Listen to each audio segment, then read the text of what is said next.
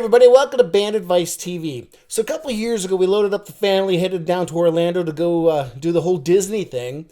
And one of the days we spent at Hollywood Studios and got to go on the 7.5-hour Star Wars VIP tour. Man, I was stoked. Yeah, that's me with Chewie right there. Good times, comparing beards. It's awesome. Anyways, one of the cool things that I learned from that tour is that the sound designers from Lucasfilms have been to that park and they've recorded different sounds from around the park. Things like the air compressors or the air pistons that move some of the rides around and things like that. And they've incorporated those sounds into Star Wars movies. It's like, man, how cool is that? And I thought, well, why don't I do the same with my music? So I went ahead and got myself one of these handy little Zoom recorders with the intention of doing just that, of capturing just everyday sounds or just variety of different patterns and things from everyday things around the house or around the neighborhood and incorporate those into my music. So that's what we're going to do today. I've got a song that I've been working on. It's kind of a acoustic-y, stomp your foot around the campfire kind of thing, and I want to get some kind of percussion-y sounds to it with some of the stuff I got laying around my garage here. So anyways, I'm your host, Mark Allen V, and this is Can You DIY?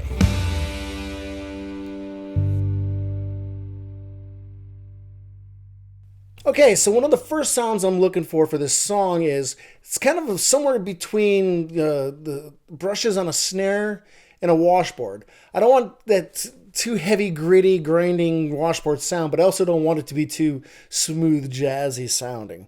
So I thought, sandpaper. So I got myself a couple wood blocks here. Got a piece of sandpaper.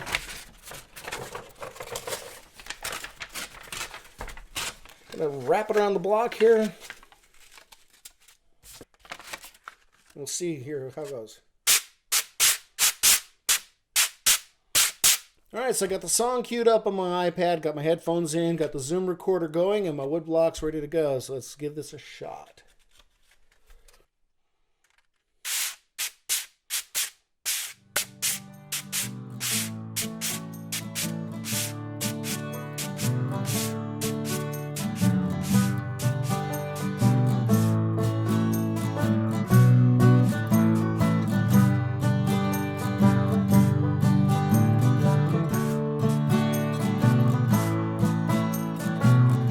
So this next one I wanted to get something that's going to ring out a little bit more, kind of fill up that upper register and work well with the tambourine.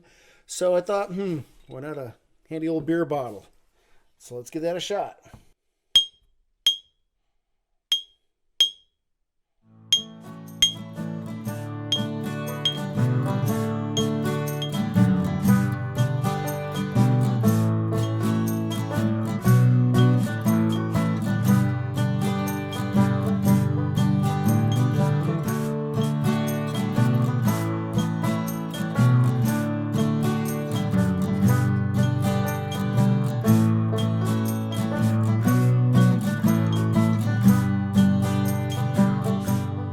Now for the last one, I wanted something that was going to be a little more boomier, a little bassier, something to kind of fill in where the kick drum normally would go.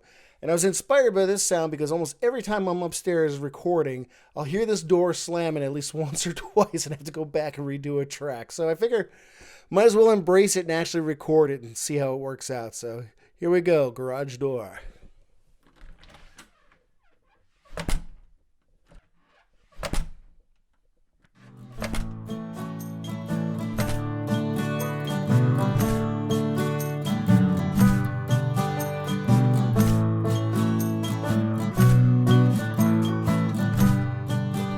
That's kind of cool because it's almost got kind of an echoey, kind of a double kick thing going on there. So, all right, so there you go. Got ourselves a little sound design going on, right?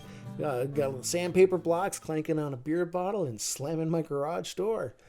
You know, it's kind of fun with creating new sounds and tones, you know, and experimenting with different stuff. And that's the joy of being a DIY musician, definitely. And we've got the technology and the equipment to do it. So just go ahead and grab yourself one of these little handy recorders and just start recording some stuff, and throw it into your DAW and have fun with it. So I guess to answer the question, can you DIY sound design? I think so. So until next time, I'm Mark Allen V, and this is Band Advice TV. Peace.